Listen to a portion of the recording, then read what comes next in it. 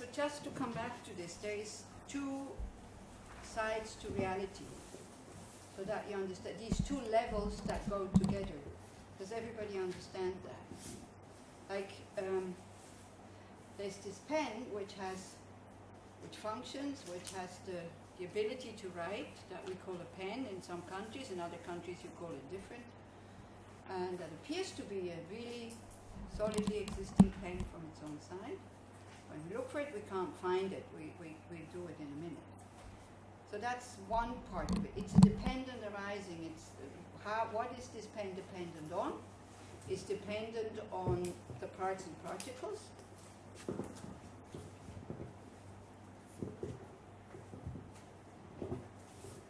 It's okay, it's okay. I can manage. Don't worry. It's depending on parts and particles. In order to be a pen, it depends on the name, and in order to have a name, it depends on a mind who gives it the name pen. Now for us, it looks as if that pen can exist without a mind. Well, it can definitely not come into existence without a mind, because somebody has designed it and minds have, planned it and created it. So we can already, everything that we see basically is mind touched. The ultimate level of that is that we cannot find a real pen in here. This is the ultimate reality. And these two things go together. Because if that would be a really, truly existing pen, it would always have had to be a pen, and it could never be anything different. That means also the logic behind that is that it cannot go out of existence as a pen. I know it doesn't appear like that, but try to real existence means it has no causes. It has never been anything else but a pen. It will always be a pen. Do you see what I mean? And that it is not like that, that's clear. Because if it would be a truly existent pen, it could not exist. Nothing exists like that. Nothing exists independently, especially material things. With the material world, we understand that everything has a cause. Or not just a cause, sometimes many causes, and conditions for these things to come about. With the inner world of happiness, suffering, and all this, we are not so clear about this. We don't see or we don't accept that there's very specific causes. We can try to adapt these causes that the Buddha is telling us. If, happiness comes from, for example, ethical conduct. Not immediately, because seeds, karmic seeds, don't ripen immediately. But if you really decide to be ethical, if somebody forces you, of course it's not the same thing. But if you really decide to be ethical and not to harm anybody as much as you can, already that, you'll be a happier person than somebody who harms others. I mean, this is quite simple. This is not really complicated. So this ultimate level is the lack of real, true existing pen in these parts. That is the ultimate level. So we're not, the problem that we do, especially if we hear this for the first time, we always want to understand, then how does the pen exist? No, we don't have to understand how does the pen exist. We only have to see the mistake that we're making. Because otherwise, if you start to look how does the pen exist, you go into duality. So try to let go of that, but how does it exist? Rather concentrate on how does it not exist. Why duality? Sorry? Why duality? The duality of me, I, pen, separate from the object.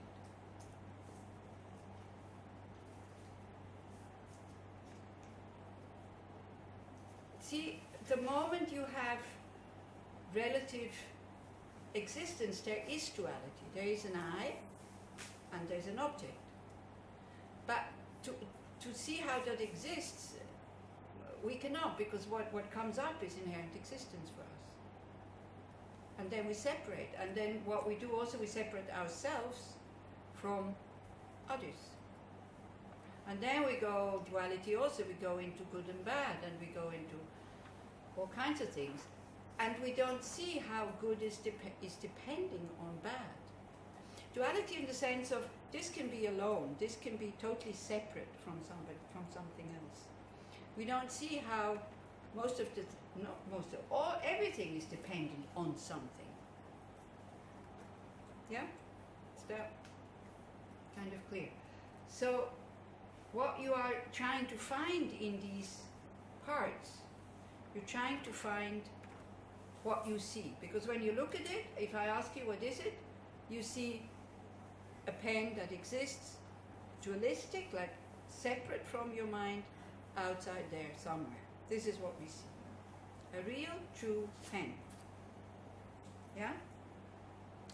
So if that pen exists, we have to find it somewhere. So where could it be? Either oneness with the parts or separate from the parts. That's the only two ways that something can exist.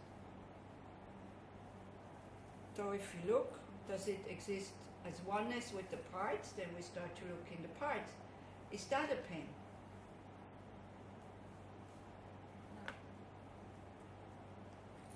Is that a pen? Huh? Is this a pen? Okay. If you go to the shop and you say, I would like to buy a pen, and I come with this, and I ask for 40 shekel, you're totally outraged, and you go, that's not a pen. Okay, this is not a pen, this is a part of the pen, but it's not the pen. Is this the pen? No, well, if you wouldn't have seen that I've taken the two things away, if I would have held that up, you would have said, oh, this is a pen.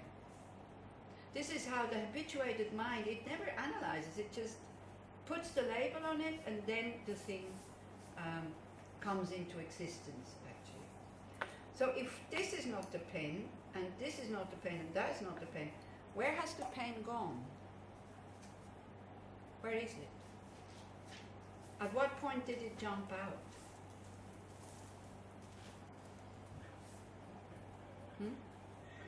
Where has it gone? If it's really existing the way that it appeared at the beginning, where is it?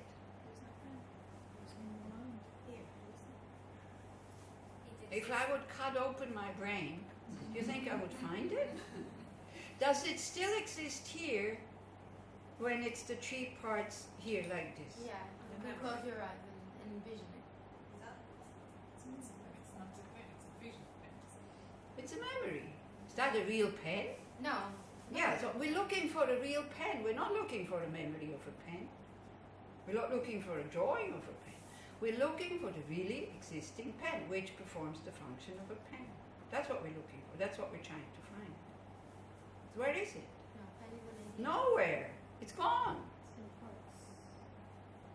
So then, yeah, it's not here. I mean, try to be, maybe I should take this away, sorry. You have to be logic here, not kind of, yeah? Like before it was a pen, these three parts. I took them apart. Where is the pen now? Huh? Nowhere. In the parts, somebody said. Okay, so is this the pen? No. Is this the pen? No. Is this the pen? No. So, where is in which part is the pen? Is there another part that I forgot that we could call pen? There's no pen. Exactly. This accumulation of three things is empty of possessing or being possessed by a real pen. That's the emptiness. You see, emptiness doesn't deny existence at all, but it denies or rejects inherent, true, independent existence. So with this is quite easy to understand. Now you see, if your car has a scratch, if the scratch and you see the whole car, that hurts. If you only see the part where the scratch is, that doesn't hurt so much. Because you have spread the label car over all the parts. But if you look for the car, you cannot find it. Yet, if you hit somebody with this car, that somebody will be injured. So never go into that total thing of non-existence. The way that this pen exists, it is dependent on its parts. Or sometimes when we also say, this is part of the pen, yeah?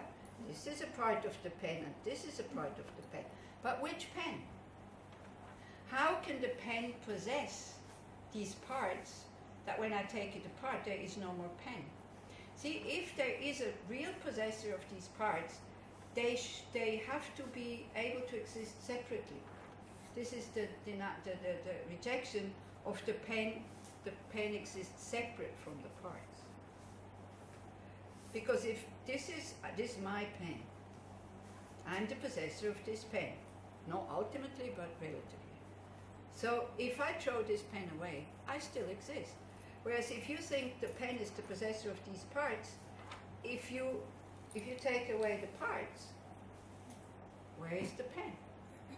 What do you see here? An absence of pen. A lack of pen. Okay? Now I think with this is quite easy to understand, that our mind adds inherent existence to the things. You know, when I usually go like that, people go, yeah, of course, it's evident, of course I know that. Well, if you would know that, you would never get attached. Who would get attached to parts? Because these parts then also have parts. And actually this emptiness of phenomena, emptiness of pen, it's just easier to understand, but this is not what the Buddha meant with emptiness or selflessness. If you want to use selflessness with the pen, there is no separate pen, separate or apart from the parts. But what he really meant, and the lower schools only talk about emptiness of self, not emptiness of phenomena. But I usually start with emptiness of phenomena because it's easier to understand. It's easier to understand how we project something into this thing here that is not there. Because when I put it back together again, what do you see? A pen. So all this analysis that we just did, it didn't help. It still appears like a pen. This is why we wonder, well, it has to be a pen because it looks like a pen. What if you had a condition that the parts have to be The parts have to be together. assembled in a It needs a name and a mind who gives it the name. Okay. These are the conditions. This is what it is dependent on. If that would be lying on the table and I would be an ant, this would not be a pen. If I would never have seen such a thing, and I see this and I have an itch in my ear, I take it and start scratching my ear and think, oh, what a nice ear scratcher. You see, things only come into existence when we start to label them. And this labeling goes so fast, it goes simultaneously. Or they even say the labeling is before the thing gets into existence. And this, sometimes you can see how the mind is doing that when we think we see something and we already have, the mind has made up its mind what it is, and then we take a closer look and then we see, well, it's not at all what it is. But during that time when the mind thinks it is that, then it becomes that. I was invited for a birthday once in Paris, you know, on these boats that go up and down the Seine. They're called bateau mouche. So I went. I didn't really want to go, but I didn't have the heart to say no. So of course, you know, France, champagne, drinking and all this. And then so there's these boats that go up and down, and they're all made out of glass so that everybody can see, because they pass, you know, Notre Dame and all these nice buildings, the Louvre and what's it called? Well, anyway, the other things. So every time you look up, you see another boat moving past by you, because there's many of those. You know, have you been there? Yeah. Okay. So then, every time you look up, you expect that what you see is going to move. And it's a ship, because that's what you see at eye level. So then I look up and I thought, I said, oh, what kind of boat is that? So it was a boat that was black, that was moving, that was just about as long as a boat, and had red lights on it, about 4 red lights on it. And I thought, what's that? And I looked again, and what I saw, because along the Seine it's mostly tunnel, and there's very little opening. So what I saw was an opening between 2 tunnels with cars moving, and the red lights were the behind lights. But because the mind had already made up that what I see is moving, so I saw the street moving with the cars being stable on it. And that's what I saw, and I was convinced that that's what it was. And I went into, the people were not Buddhists, so I thought, wow, this is incredible. And I was so happy. And they were looking at me and said, what are you talking about? We thought, come on, it's us who are drinking the champagne and you're behaving as if you're drunk, seeing illusions here. So I tried to explain, but they couldn't really get it. Okay. So, the emptiness of the self, and this is where selflessness or self-cherishing comes in. We have a feeling, or what appears to us, is a real I, me. Yeah? We all know that one. That feeling. At the moment, it's probably not there. But it will come if I keep looking at you and keep poking at you and tell me how it is, tell me how you feel, Well, then all of a sudden it comes up. This feeling right here, and goes like, what does she want from you? Why can't she leave me alone? Like this. At the moment, you don't feel it. If somebody would come into the room now and say, oh, now you all have your telephones, but it won't work. But let's say you don't have your telephones yet. Somebody comes into the room and says, Yuval, there's a phone call for you. How would you react? What? Me? And the phone call will be for something in here. Not for your ear, not for your brain, not for other parts of your body, not for your mind even. It will be for me. As if that me can answer a phone call. And that me, at that moment, forgets about body and mind and becomes independent, autonomous, self-existing.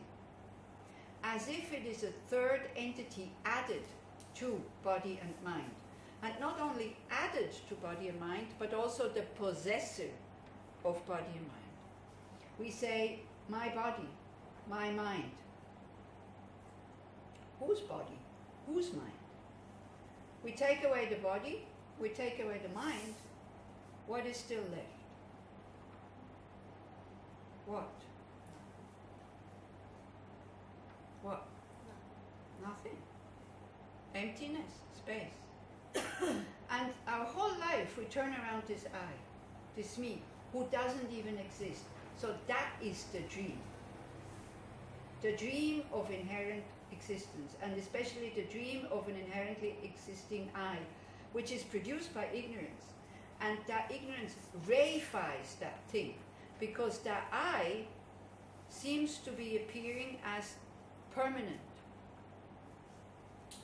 independent, autonomous, separate from the body and the mind.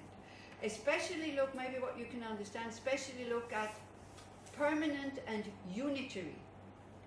We all can be many different people, not at the same time. I can be a very kind person to this person who sits next to me at the table because I like that person. Their fork falls down, I give them mine, which I haven't used yet, no problem. The person who sits next to me this side, I don't like him or her. The fork falls down, and underneath the table I go, So that, this is what we're able to do, not at the same moment. So I can be a very kind person and really quite a nasty person in the space of 2 seconds. So who am I? What am I? So we're not thinking of I am both. Because I can't be both, because that's contradicting. Let me finish. We can't be both because that is contradicting. But we can be neither, really, truly. Yeah? Conventional existence changing moment by moment by moment according to conditions. For example, if I point this point here, and for me this point is here. For you this point is what? There. So what is it? Is it here or is it there? Now, automatically, if you never study that, if you never think about this, you say both. It cannot be both, because here and there is contradicting. It's mutually exclusive. It's either here or there. But it can be neither and still exist. Meaning it exists relative or dependent on from where you look. So that is not a truly here or a truly there, because otherwise if it's truly here or truly there, it would have to be either here or there. It cannot be both. So it comes into existence when a mind labels that spot here or there. So the way you do the analysis is what we did with the pen, with the eye. You start to look, okay, how can, if that eye exists, I have to find it. We can't say it exists but I can't find it. This doesn't make, it's not logic, it doesn't make sense. So then you start to look for it. Then you go, is it oneness with the parts? So we have many parts or we have two parts. It depends how, you know, what categories that you make. So you go, okay, is it the body? So you can analyze, you can, for example, you know, in the meditation, this you can try out in the morning. You sit, you do your morning meditation, there's quite a bit of space in here. And all of a sudden you think, I am sitting. And then it jumps in. There is something more than just sitting going on. When you become conscious that you are sitting. And then it's duality. Yeah? Then it's the duality of the act of sitting and I sitting. And then if you're clever, you go, okay, I am sitting. What is sitting? Well, the body is sitting, but I am also sitting. Am I the body? If I ask, Chaya, are you your body? You would say no. So what? Two things, two are sitting, the I and the body? Or only one? You see, these questions that you ask yourself in these analyses, you do not find answers. And this is how you start to understand emptiness, that you can't find anything. If you keep looking to find something, you will never understand what the meaning of this reasoning is. But then, when I think about what you said about karma and Yeah. reincarnation, Yeah? were you speaking about the mind and Mhm. not the self that comes with it, or Yeah? yeah? There is a self. There is a self that is a name given to this mind stream that changes moment by moment by moment by moment. The same way we give a label pen so that we can function in the world to this thing. But if I have a next life, Yeah? I have a next life. There's a Yeah, life. if you have a next life, now you're convinced that this I will go to the next life. And then you see it's completely ridiculous. Because if that would be so, what's the conclusion of that? If that same I would exist and go to the next life, what would be the conclusion? It's not dependent. Huh? It's not dependent. That you would remember your past life. That you would remember who you were in your last life. But we have a conviction, you know. I will have another body, I will have another mind, I will be in another place, but I will still be me. And these things now, you know, there are people say, no, it's not like this, but these sit so deep. Yeah? It sits so deep. Even when we talk about enlightenment, we think, I will be a Buddha, but it will still be I, me. Let's say somebody can give you, the subtle mind continues, together with the karmic imprints. And it doesn't need an I. You see it when you are totally absorbed in your meditation. You don't need an I to sit. You need a body and a mind who is on the object. There's no need for an I. Then when sometimes we have perceptions. It's the ears that hear, it's the nose that smells. It's the sense consciousnesses behind it who recognize these objects. No need for eye. Then we have discrimination. The mind, a mental factor of being able to not discriminate in the sense this is good and bad, but discriminate in the sense of this is different from that. No need for an eye. Then what else? Then we have all the other mental factors: love, anger, confusion, clarity, all of these things. Again, they do their job. Love wants the other person to be happy. Anger wants to harm. Attachment wants to get. Aversion wants to get rid of. No need for any separate eye. But we have a conventional eye, okay? And the problem with this conventional eye, we make it real, self-existing, independent and permanent. This is why when you have a picture of kindergarten and somebody says, "Where are you?" You point and to say, "This is me." You don't say, "This was me."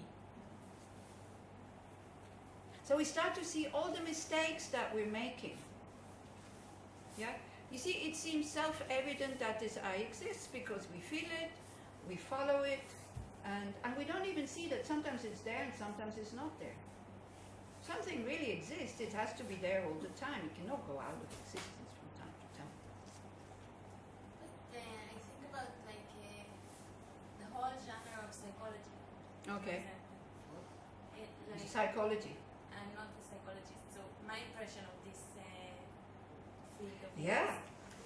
which is very much based on this, like Yeah. the life story and then memories and how they create patterns. Do we have a more? Yeah, we do create patterns, of course. But what creates the pattern is not the eye; it's the mind. And we have different. You know, it's the mind is also. It's not just one blob. The mind has different mental factors. The mind is these mental factors have. They have functions. They function in different ways. We have 6 consciousnesses. We have an eye consciousness, an ear consciousness, nose consciousness. They know their objects. So this is the problem with psychology, that they are trying to satisfy this I that does not exist. They're not working with just the conventional I. But there must be some branch of psychology who is working with that, because I remember maybe 6 years ago, I was trying to explain that to Shita in a course, and one person said, "Oh, that's what we just found out now, that there is no such thing as a real I who receives all the information and then processes it and then something goes out. It doesn't exist." So modern psychology has found out.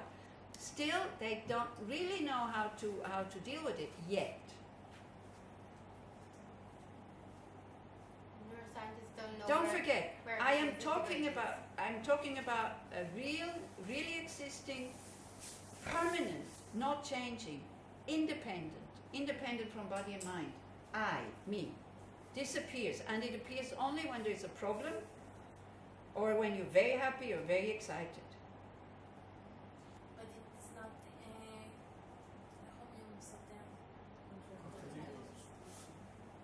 Huh? It contradicts.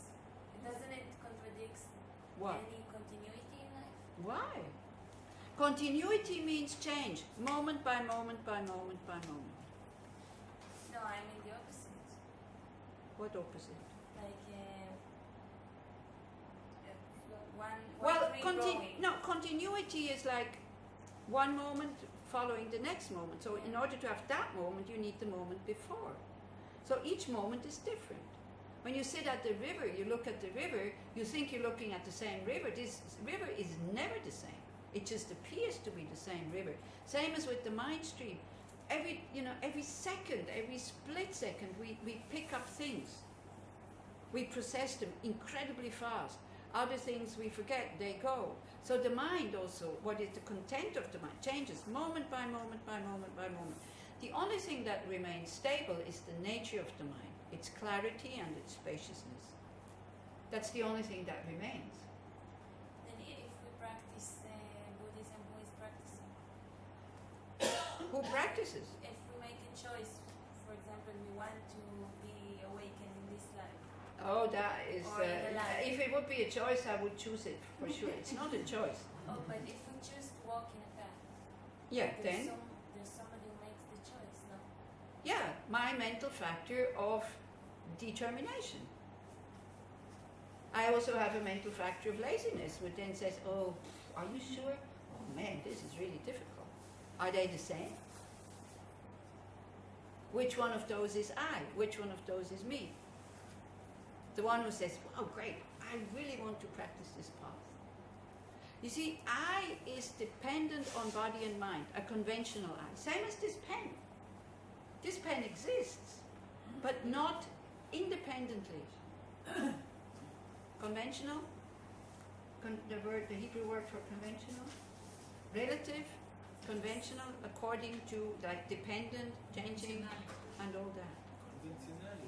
You see, you could say, okay, the I is the personality, but we say my personality. But whose personality? We say my mind. We say my ego. But whose ego? Whose mind? Whose body? You see, all you say, all these things that you think is contradicting, because we are convinced that what we feel is right. This is the thing. So I brought this thing along, which is an optical illusion. So this I that appears is an illusion because the condition for it is ignorance or wrong view. Yeah, it is projected. It's just a projection. So in here, in this device, it's two mirrors. So please don't go with the finger all the way down, because otherwise you scratch the mirror. It's really sensitive, and then it doesn't work so well anymore. It already has a few scratches. So this is why I glued it together, because people can't resist to look. But it's two mirrors, one on top and one on the bottom. There is a hole here. So if you hold, and there's a spider sitting at the bottom. So if you hold it in the right angle to your eye consciousness, it appears as if the spider is sitting here. Huh? Yeah, because of the two mirrors, like a hologram. I don't know if you can film it. You probably just want to see. With the camera, you're probably able to pick it up. So if you don't know, if you're afraid of spiders, and if you don't know that the spider is sitting on the bottom, you try to get rid of that spider here on the top, but you cannot get rid of the spider here on the top because it doesn't exist. So you can try as much as you want and go like this. It will still be there. Now, the problem is not the projection. The problem is not that this I appears. The problem is that we believe in it. So if you know, let's say it would be a real spider and you're afraid of spiders, so you know it's sitting on the bottom. So the appearance of the spider up here is absolutely no problem. Do you see what I mean? So when we talk about mind, every mind has an object that it observes or holds. Otherwise there is no mind. Like the mind is so subtle, if it doesn't have an object, there is no mind moment. The mind is also dependent on the object, and the object can be, when the mind is really clear, can be clarity. I'm looking at Sopa because she works with that. I mean, we work on, and you also. So, but in general, the mind, when it's outside, it has an object. And then there's different objects. There's the object of engagement, the object that really exists. I mean, not from its own side, also relatively. And then there's the object of appearance, the object that appears to your mind. So if you are angry with me and you look at me, the object of engagement is a Buddhist nun that tries to be kind but sometimes does not succeed. The object of appearing to your mind is an ugly, unkind person. If you really like what I'm saying and you think that I'm great, which I'm not, then you see a wonderful nun. The object of engagement is a nun that is just trying to be kind. Sometimes I succeed, sometimes I don't. Do you see what I mean? So the object of engagement and the appearing object to your mind is not the same. If you look at something with disgust, you don't see what is really there, you add negative things. If you look at something with attachment, you don't see what is really there, you add positive things.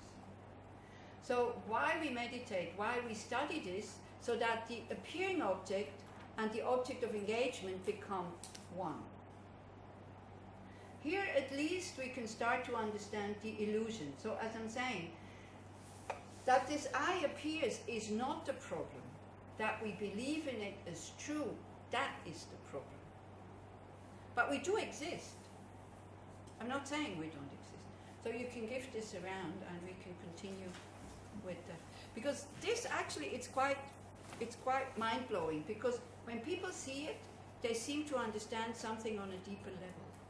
So you need to don't tilt it, just up or down. Don't look into it from above, but from the side, and then lift it until you see it appear. Yeah, I don't like it. Huh? I don't like it. Yeah, so for example, see, even that, I said it is, try to touch it, Itai. Try to touch it. No. No, you should, because do you want to live for the rest of your life with a spider phobia?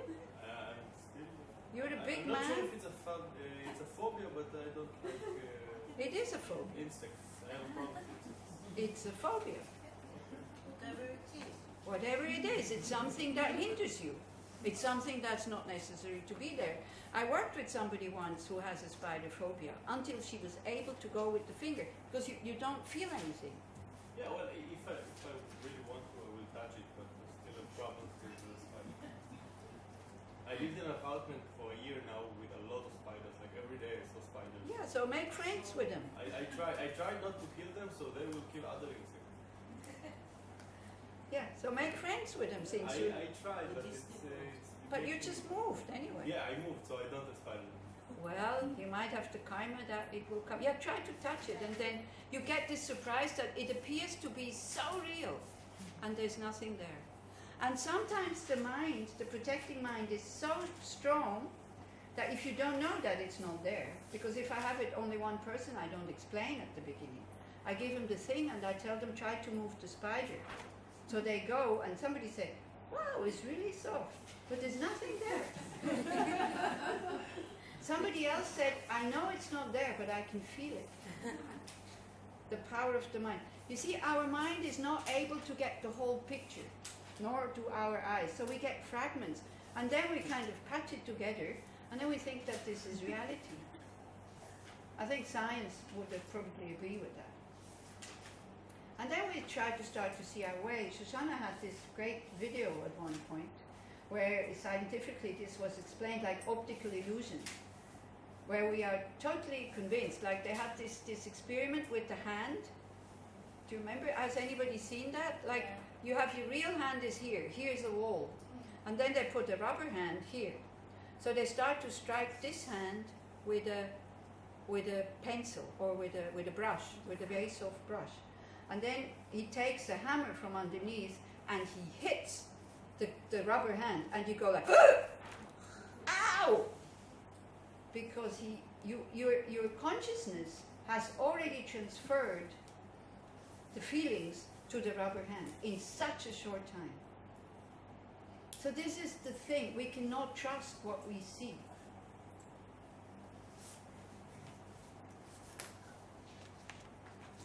What can we trust? What we feel? Huh? So what can we trust? What we feel? We can trust that things do not exist, that they appear, like the way they appear. We can trust emptiness, but you cannot that they are dependent arising, that they are impermanent, that they are changing. That we don't have to fear anything because there's no real I and there's no real other. This is what we can trust. That our mind has incredible potential. This is what we can trust, for example. That we, because of this I, that makes I and others, that we limit ourselves. Let's look at the text first and then you can ask your questions, because I really want to finish, go until point number 3. Oh, we haven't really finished with the other thing yet. We're still in conventional bodhicitta. Is at the bottom of the first page, or page 2. Well, like it talked about Tonglen, this 2 should be made to ride on the breath by giving and taking. And then is concerning the 3 objects, 3 poisons, and 3 virtues, because it has to do with that. So the 3 objects are pleasant objects, unpleasant objects, and neutral objects. Okay? This is how we categorize the world. This I like, this I dislike, and this I don't care about. The 3 poisons are then I like. Don't tilt it, just keep it straight. And just do it up and down, and then you'll see it. So the 3 poisons is I like, attachment, I dislike, aversion, I don't care, indifference. And none of these minds is a clear mind. In none of these minds you have spaciousness. None of, maybe, indifference is some kind of peace, but it's not clear. It exaggerates. It exaggerates the good sides if you're attached. It takes away the negative sides, cannot see them. And you fall in love with somebody and somebody warns you about this person. Oh, no, you don't know this person. If you have aversion for somebody, and somebody also comes, they say, come on, person's not that bad. Oh, no, you don't know that person. And it's true. Because these 2 people know 2 different people. It's the same person, but it's 2 different people that they see. And each one believes that what they see is the true person. So each one is wrong. So that's what we can trust. That we know that we don't see the whole thing. If we have attachment, aversion, or even indifference. Because then it's no clarity. So 3 poisons. And then the 3 virtues. This is what we practice. The 3 virtues is non-attachment, non-aversion, and non-ignorance. Meaning, looking at an object without attachment, without aversion, without indifference, but still being awake and aware. The object is still there. Okay? Thank you, Itzik. So the instruction to be followed, in short, is to be mindful of the practice in general by taking these words to heart in all activities. So when we start to see these 3 things arising, then we start to do Tonglen. And we think, okay, all the negative actions of all other people, I take it upon myself as well, because I have attachment now. And we give out everything, like all the peace and all the wisdom and everything that we have, we give out to others.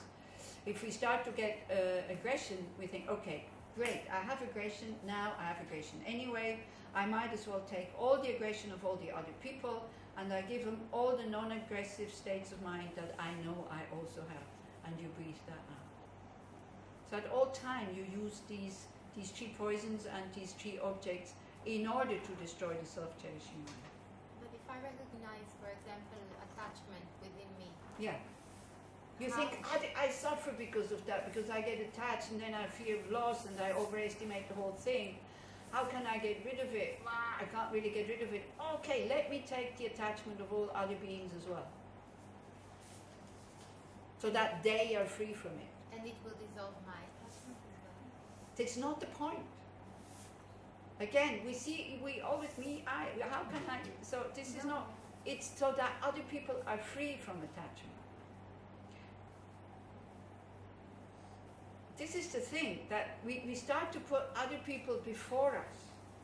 And then the I decreases.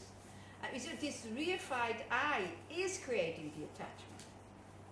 It's this false I who says, oh, I want this because it's so beautiful. It's this false I who doesn't allow reasoning to come in and say, hey, but it will go out of existence. Hey, this costs too much money. Hey, it's not good for the environment. Hey, it looks as if this person will be there for you for the rest of your life, but you're not sure.